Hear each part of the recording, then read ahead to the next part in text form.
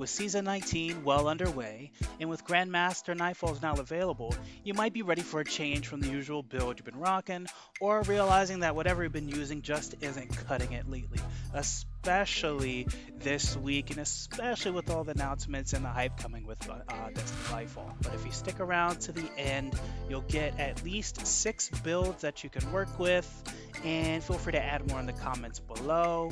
For our Season 19 Season of the Seraph Hunter PVE builds, we'll cover 2 vicious Void builds, 1 spectacular Stasis setup, 2 stellar Solar 3.0 options, and 1 amazing Arc build on the market as potentially the best, or at least my favorite, Hunter build this season. Note that each of these builds will leave room for the seasonal anti-barrier, unstoppable, or overlord mods, and cover the basics needed to get started with a top tier build. So let's jump right in. Starting off on our list here, we have a Void build that centers around the stealth Gyrfalcon. The goal of this build is to chain invisibility to retain volatile rounds and to synergize as much as possible with the Void 3.0 kit and weapons. Sounds pretty dope so far. So what do we need for this build? Mandatory, you're going to need the Gyrfalcon's Hallberg Exotic. This is essential for the build. And optional is going to be weapons with Repulsor Brace, such as Unforgiven, Velis X, or the Hero's Burden. Alternatives without Repulsor Brace are Funnel Web and Collective Obligation as excellent choices here. The Gyrfalcon's Hallberg, of course, is a Hunter exotic chess piece obtainable from the Witch Queen campaign at the end of the campaign, or doing the Lost Sectors, which was going to be a better option unless Bungie has fixed the stat rolls from the end of Witch Queen campaign loot. The perk here being your exotic weapons gain a bonus to damage briefly after you emerge from being invisible, and when you are invisible and defeat a combatant using a finisher, you and your nearby allies gain a reserve overshield and improved class ability regen. These reserve overshields can be deployed by using a class ability. Necessary aspects here to run with this build are Stylish Executioner and optional or Vanishing Step for the additional fragment slot, or Trapper's Ambush. For fragments, we're going to be using Echo of Starvation, Echo of Persistence, Echo of Remnants, and Echo of Obscurity. Abilities, you'll want to rock Mobius Quiver as the go-to super, Vortex Grenades, and either version of Dodge can work just fine. Stats, you're going to want to prioritize Maximum Resilience in the current meta, and you'll want high mobility and discipline. For mods, you'll have plenty of flexibility here, but we're going to be focusing on mods that are in the Elemental Well category and mobs that generate ores. Top of the list are Well of Tenacity, Reaping Wellmaker, Font of Might, Elemental Ordnance, and Harmonic Siphon. So in summary, as far as the gameplay loop goes, the goal is to 1. Go invisible through your dodge, 2. Exit invisibility and gain volatile rounds, 3. Kill a volatile enemy, which re-enters invisibility through the Stylish Executioner, and repeat. You'll have access to Devour, which will give you both healing and invisibility on kills, and adding a Repulsor Brace weapon will make you even tankier as you pop in and out of invisibility with a thick overshield and full health on kill. And of course, volatile rounds will substantially boost your DPS. Next up, we have the Veiled Anchor build. Solid choice for Grandmaster Nightfalls especially. The goal of the build is going to be protect your fire team with constant invisibility and damage resistance, and be the anchor of the team. Sounds dope. So let's talk about the gear here. The Omnioculus, the Hunter chest piece that is accessible from Beyond Light campaign, is going to be the mandatory piece here that we build around, with the exotic perk gaining you gain a second smoke bomb charge and gain damage resistance while invisible, and you gain melee energy. For our aspects, we'll be using Trapper's Ambush and Vanishing Step, with the pro tip here being that Trapper's Ambush Dive grants you increased invisibility duration and debuffs enemies for a longer period of time compared to the base smoke bomb, so always dive if possible.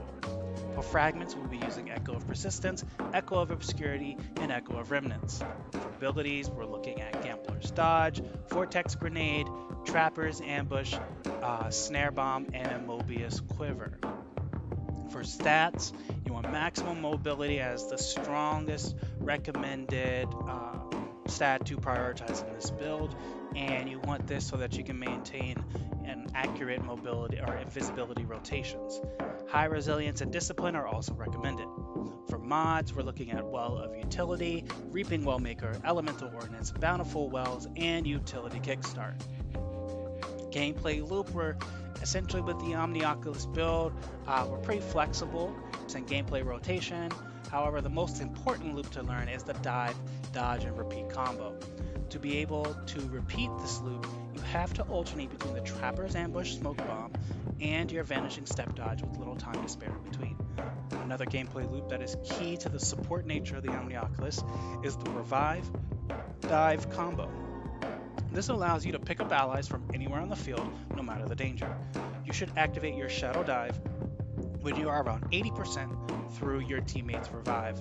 This will grant them invisibility as soon as they spawn, allowing you to both retreat to safety. Now onto my favorite subclass since Beyond Light. It's time for Stasis build. Alright, and so we have the best one here in my opinion is the Touch of Duskfield build. This build's goal is to keep areas locked down and protect your fire team with an infinite Duskfield grenade spam. For the exotic armor piece for this build, we'll be using Renewal's Grasp, which of course allows your Duskfield grenades to have a much larger effect radius, and allies inside the Duskfield take reduced damage, and targets inside the area deal reduced damage. Redstone weapons such as Syncopation 53 or Ice Luna, which provide increased uptime on your Duskfield grenades. Demolitionist weapons are also an excellent choice. Aspects here are Touch of Winter and Grim Harvest. Also, Touch of Winter will provide improved Duskfield grenades, and Grim Harvest synergizes with certain fragments. For fragments, we're looking at Whisper of Torment, Whisper of Conduction, Whisper of Rhyme, Whisper of Chains, and Whisper of Shards. These will also allow for more survivability and even more Duskfield grenades. Abilities, we're looking at Duskfield grenades and Gambler's Dodge as the best options for maximum freezing potential. For stats, we're talking about essential, maximum discipline and resilience, and having high mobility is also good. For mods, Grenade Kickstart improves grenade energy. Elemental Shards will help you with generate tons of stasis shards while spamming Duskfield grenades, and the usual Font of Might, Elemental Charge, and High Energy Fire are great ways to round out the build here. Gameplay loop, we have Whisper of Shards providing grenade energy upon shattering a stasis crystal. You'll form crystals with headstone weapons or through Touch of Winter grenades. You'll destroy every stasis crystal you see for upkeep and max uptime for Duskfields. Whisper of Chains will give you damage resistance when near a stasis crystal if you need to survive for a moment. So the timing between hiding or using a stasis crystal for damage reduction or destroying it for upkeep and max uptime with your Duskfield will take some practice.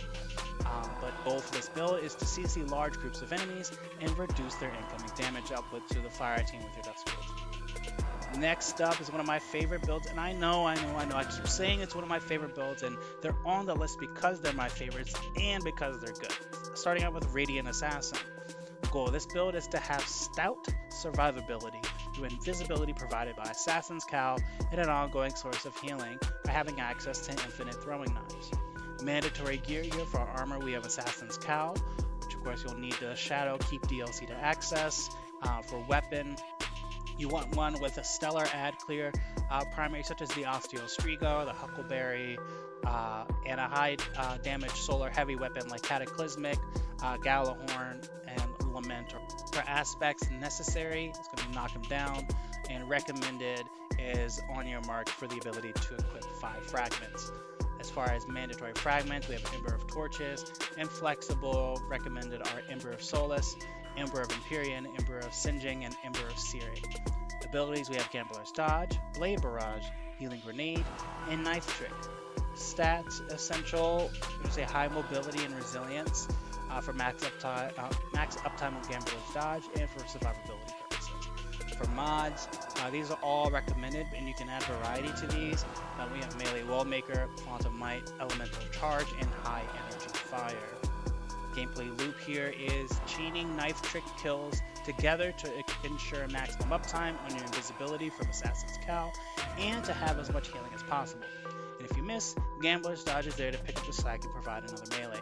Gambler's Dodge and your melee will also recharge faster by scorching enemies with your knife trick.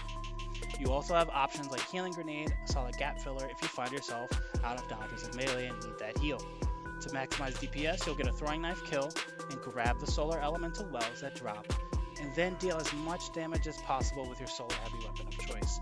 You'll boost your DPS with Font of Might, High Energy Fire, and Radiant from Ember of Torches, a solid backup buff should you lose High Energy Fire or Font of Might. Next up in our solar block is Star Eating Barrage.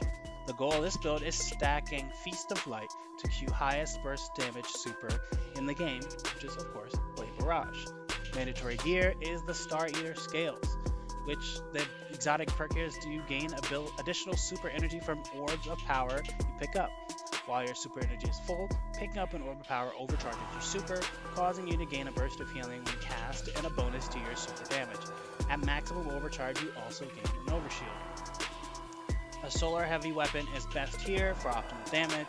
Alternatively, you can use Bad Juju for improved super regeneration, but the trade-off super regen versus higher heavy weapon damage is debatable. I'll let you be the judge, and feel free to post your findings in the comments if you experiment with the two variations here. For aspects, the optimal combo is knock them down and on your mark. And for fragments, we recommend Ember of Solace, Ember of Torches, Ember of Beams, Ember of Benevolence, and Ember of Imperium. Abilities, you'll want to use Marksman or Gambler's Dodge, as both are viable options, so the choice is yours. And then Knife Trick and Healing Grenade or Solar Grenade are best inside here as well. Stats, you want Max Resilience, High Mobility and Discipline, and for mods, Melee Wellmaker, Font of Might, Elemental Time Dilation, Elemental Armaments, and High Energy Fire. These are the best mods for optimal DPS. Alternatively, Harmonic Siphon or Kinetic Siphon are great choices for stacking orbs for Star Eater Scales. The gameplay loop here is again prioritizing collecting orbs, and passively gathering orbs of power are the keys. You'll be playing it safe with a weapon that generates orbs, and once it's time to deal big damage, you'll get a powered melee kill with your knife trick, which will generate an elemental well. You'll then super the boss, collect an elemental well, and swap to your solar heavy weapon for optimal DPS. Once the DPS cycle is over or the target dead, collect the orbs to regain super and have a solar elemental well ready for the next DPS window. Lastly, we've whittled down a ton of content, data, and opinions to boil everything down to only the best builds provided for y'all. There were tons of others that are also, great, but these are the best of the best. The source of each build discussed today is going to be linked in the description below. And if you like this kind of content and want to continue seeing more of it as soon as it drops, make sure to like and subscribe to the channel. Please and thank you. So let's get down to business with arguably the best hunter subclass in the game right now and the best build in game, which is going to be Arc with the Ghost of Lightning build. Goal of this build is to stack combination blows using your abilities with melee strikes from the shadows.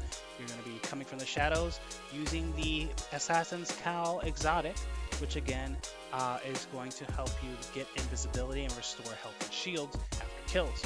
You're going to be using a weapon, you're going to be using melees, but a weapon that gives you a 1-2 punch combo like a shotgun will significantly boost the effectiveness of the build. Necessary aspects are Lethal Current and Flow State. Fragments, essential, going to be Spark of Resistance. Recommended, Spark of Feedback and Spark of Shock. For abilities, you'll want Combination Blow and Gambler's Dodge, as well as for grenades, either Storm or Pulse grenades. For stats, you'll want Maximum Resilience and Discipline, and for mods, Melee Wellmaker, and pairing this with Elemental Well mods such as Well of Ions and Bountiful Wells. And in addition, if you have hands-on, that would be a great addition to the build as well. For gameplay loop, you'll be stacking your combination blow to ×3, then you'll 1-punch enemies and or 1-2 punch plus shotgun on non-boss enemies as much as possible. You'll be generating elemental wells throughout, which will have your grenades up often due to hands-on mod and will give you your super quickly. So you'll want to practice your approach and battle flow with this build to get used to it, as it can feel a little tricky at first. However, it's very much so worth mastering, and if you're a fan of the Arc Hunter Dream, this opens the door to accessing lots of high-end activities, whether solo or in groups. Well, hey, it's been fun, y'all, as usual. Hope you enjoyed the breakdown of the best Destiny 2 PvP Hunter builds for Season 19, Season of the Seraph, as we gear up for GM Nightfalls and round out the end of the Double Reputation week this week in Season 19. So let us know in the comment section which build you're loving the most, or if you're using something totally different. Also, let me know what you'd like to see in the next video, whether you want us to cover Warlocks or Titans next, etc. And I'll prioritize if we get a general consensus going there. But hey, as always, the next time you get curious on lore or even lazy on how to approach new content mechanics or build crafting, we'll continue with guides, updates, or news on how to min-max another Destiny grind, etc. And you'll be squared away since you'll of course be subscribed and notified when future Destiny 2 videos are up on the channel. Until then, have a great week and see y'all on stream.